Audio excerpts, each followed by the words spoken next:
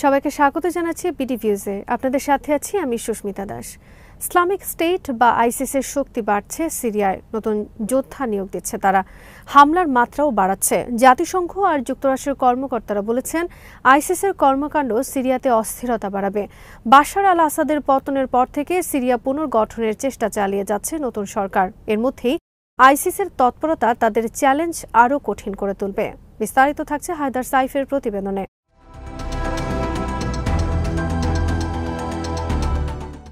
10 বছর আগে আইসিস যতটা শক্তিশালী ছিল সেই শক্তি এখন তাদের নেই। সে সময় সিরিয়ার পূর্বাঞ্চল এবং ইরাকের উত্তরাঞ্চলের বড় একটা অঞ্চল নিয়ন্ত্রণে নিয়েছিল তারা। কিন্তু বিশেষজ্ঞরা সতর্ক করে দিয়ে বলেছেন বিপদ এখনও পুরোপুরি দূর হয়নি। ইসলামিক স্টেটের হাজার হাজার উগ্র যোদ্ধা আটক অবস্থা থেকে বেরিয়ে আসতে পারে। এই যোদ্ধারা এখন বিভিন্ন কারাগারে বন্দী আছে। এই কারাগারগুলোর পাহারায় আছে যুক্তরাষ্ট্র সমর্থিত সিরিয়ান কুর্দি আর্মি।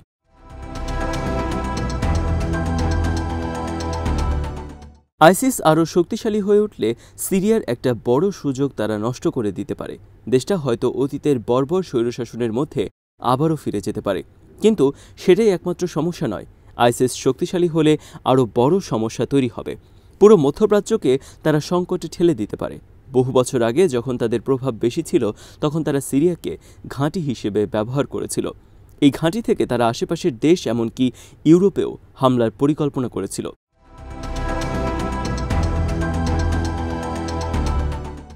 সিরিয়ার পূর্বাঞ্চলে প্রায় 9 থেকে 10 হাজারের মতো আইসিস যোদ্ধা কারাগারে বন্দী আছে। তাদের 40 হাজারের মতো পরিবারের সদস্য আটক আছে।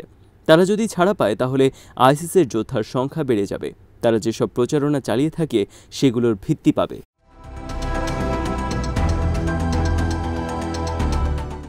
নিরাপত্তা ফার্ম সাউফান গ্রুপে গবেষণা বিভাগের নেতৃত্ব দিচ্ছেন কলিন ক্লার্ক। তিনি বলেন আটক বন্দীরা এবং ক্যাম্পগুলো আইসিসির কাছে সবচেয়ে বড় পুরস্কার হিসেবে বিবেচিত হবে। তিনি ব্যাখ্যা করে বলেন তাদের সবচেয়ে অভিজ্ঞ যেসব যোদ্ধা রয়েছে, যুদ্ধের মাঠে যারা লড়াই করেছে তাদের সবাই প্রায় কারাগারে। এই কারাগারগুলো যদি খুলে দেওয়া হয় তাহলে আইসিস বহু মানুষকে অল্প সময়ে দলে ফেরাবে। গত মাসে যুক্তরাষ্ট্রের শীর্ষ গোয়েন্দা কর্মকর্তারা কংগ্রেসে কথা বলেছেন। বৈশ্বিক হুমকি নিয়ে বাৎসরিক প্রতিবেদন তারা সেখানে তুলে ধরেছে। তারা বলেছেন আসাদের শাসনের অবসানকে ব্যবহার করে বন্দীদের মুক্ত করার চেষ্টা করতে পারে আইসিস। এই গ্রুপটি আরও হামলার পরিকল্পনা এবং সেগুলো বাস্তবায়ন করতে চায়।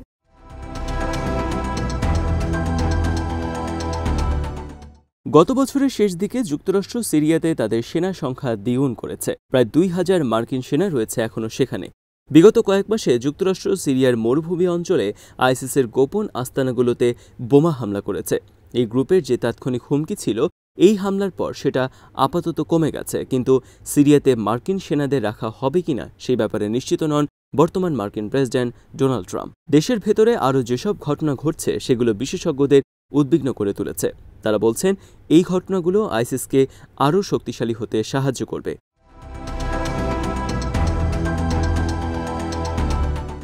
যুক্তরাষ্ট্র আশা করছে সিরিয়ার নতুন সরকার আইসিসের বিরুদ্ধে লড়াই করবে।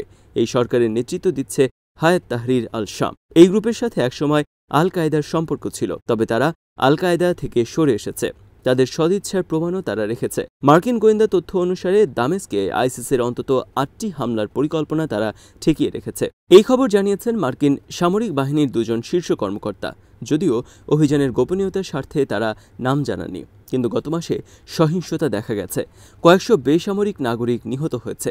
নতুন সরকার তাদের কিছু বাহিনীকে পুরোপুরি নিয়ন্ত্রণ করতে পারছে না। এটা এখনও স্পষ্ট নয় যে আইসিসের বিরুদ্ধে তারা কতটা সফলভাবে লড়াই করতে পারবে।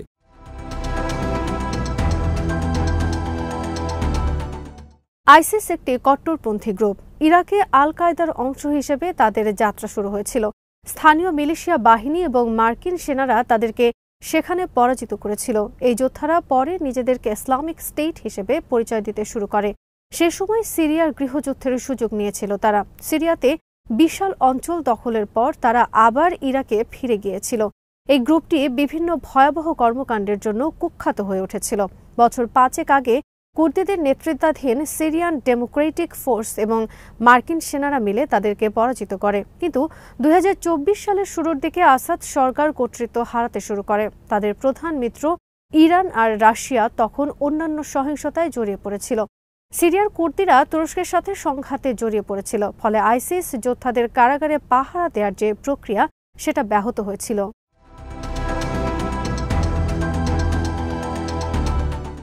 আইসিস এখন আর আগের মতো বড় অঞ্চল নিয়ন্ত্রণ করছে না, কিন্তু এখনও তারা চরমপন্থী আদর্শ ছড়াচ্ছে। সিরিয়ার বাইরে বিভিন্ন গোপন গ্রুপ আর শাখাগুলোকে ব্যবহার করছে তারা। অনলাইনেও তাদের তৎপরতা চলছে। গত বছর এই গ্রুপটি ইরান, রাশিয়া এবং পাকিস্তানে বড় ধরনের হামলা চালিয়েছিল।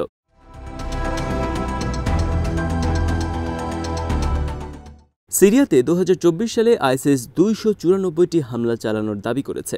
2023 সালে তারা 121টি হামলা করেছিল, অর্থাৎ হামলার মাত্রা আরও বাড়ছে। যুক্তরাষ্ট্রের এক প্রতিরক্ষা কর্মকর্তা এই সংখ্যা জানিয়েছেন, যদিও তিনি নিজের নাম প্রকাশ করতে চাননি, কারণ এই প্রতিবেদন এখনও প্রকাশ করা হয়নি। জাতিসংঘের আইসিস পর্যবেক্ষণ টিম প্রায় 400 হামলার কথা জানিয়েছে। সিরিয়ার মানবাধিকার সংগঠনগুলো বলছে হামলার সংখ্যা আরও বেশি।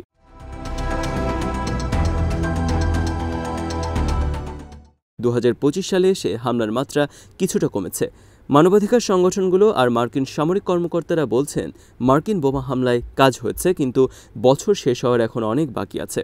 যে কোনো সময় পরিস্থিতি দ্রুত বদলে যেতে পারে। ওয়াশিংটন ইনস্টিটিউটে চরমপন্থী গ্রুপগুলো নিয়ে কাজ করছেন অ্যারন জেলিন। তিনি গত 15 বছর ধরে এই ধরনের গ্রুপগুলোর কর্মকাণ্ড ও প্রচারণার উপর নজর রাখছেন। তিনি মনে করছেন সিরিয়ার নতুন সরকারকে বড় চ্যালেঞ্জ মোকাবেলা করতে হবে।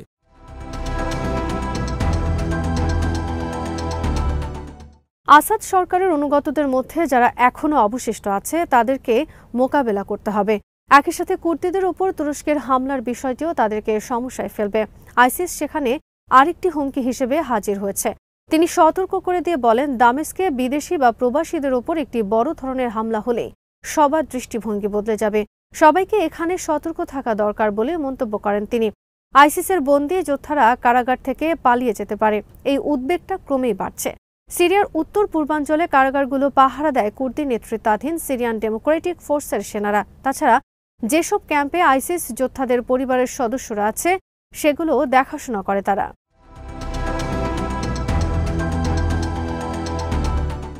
তবে এই কুর্দি যোদ্ধারা এখন তুরস্ক সমর্থিত মিলিশিয়া বাহিনীর হামলার শিকার হচ্ছে। কুর্দি যোদ্ধাদেরকে তুরস্ক সন্ত্রাসী মনে করে। তারা মনে করে সিরিয়ার কুর্দিরা তুরস্কের কুর্দি বিচ্ছিন্নতাবাদীদের সাথে সম্পর্ক রক্ষা করে চলছে। এই তুর্কি বিচ্ছিন্নতাবাদীরা তুরস্কের বিরুদ্ধে বিগত 40 বছর ধরে লড়াই করে আসছে।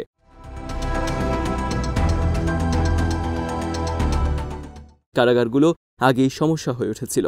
2022 সালে হাসাকার একটি কারাগারে হামলা হয়েছিল। প্রায় 400 আইসিস বন্দী তখন পালিয়ে গিয়েছিল। পরে মার্কিন স্পেশাল অপারেশন ফোর্স কুর্দিদের সাহায্য করে। তাদের সহায়তায় আবারও নিয়ন্ত্রণ ফিরে পায় কুর্দিদের সিরিয়ান ডেমোক্রেটিক ফোর্সেস। তখন থেকে মার্কিন গোয়েন্দারা কারাগার থেকে পালানোর অন্য পরিকল্পনাগুলো রুখে দেওয়ার ক্ষেত্রে সাহায্য করে আসছে। যুক্তরাষ্ট্রের এক সিনিয়র কর্মকর্তা বলেছেন, মার্কিন গোয়েন্দা তথ্যের কারণে কারাগার থেকে পালানোর চেষ্টা করার আগেই তাদেরকে দমন করতে পেরেছে সিরিয়ান ডেমোক্রেটিক ফোর্স।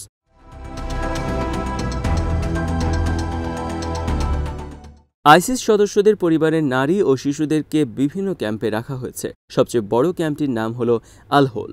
আইসিস সেখানে তাদের শক্তিমত্তা প্রমাণের জন্য সব ধরনের চেষ্টাই করছে। জাতিসংঘের সাম্প্রতিক এক প্রতিবেদনে এই ধরনের ইঙ্গিত দেওয়া হয়েছে।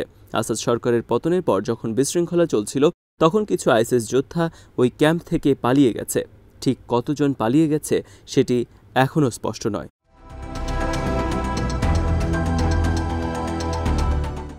ওয়াশিংটনের স্টিমসন সেন্টারে বিশ্লেষক কাওয়া হাসান মনে করেন, সিরিয়ান কুর্দিরা দুর্বল হয়ে পড়লে একটি শূন্যতা তৈরি হবে। তিনি সতর্ক করে দিয়ে বলেন, এই ধরনের শূন্যতা তৈরি হলে আইসিসি শুধু লাভবান হবে। আজ এখানে শেষ করছি। সবাই ভালো থাকুন, সুস্থ থাকুন আর দেখতে থাকুন বিডি ভিউজ। চ্যানেলটি ভালো লাগলে সাবস্ক্রাইব করুন। সংযুক্ত থাকুন আমাদের ফেসবুক পেজে।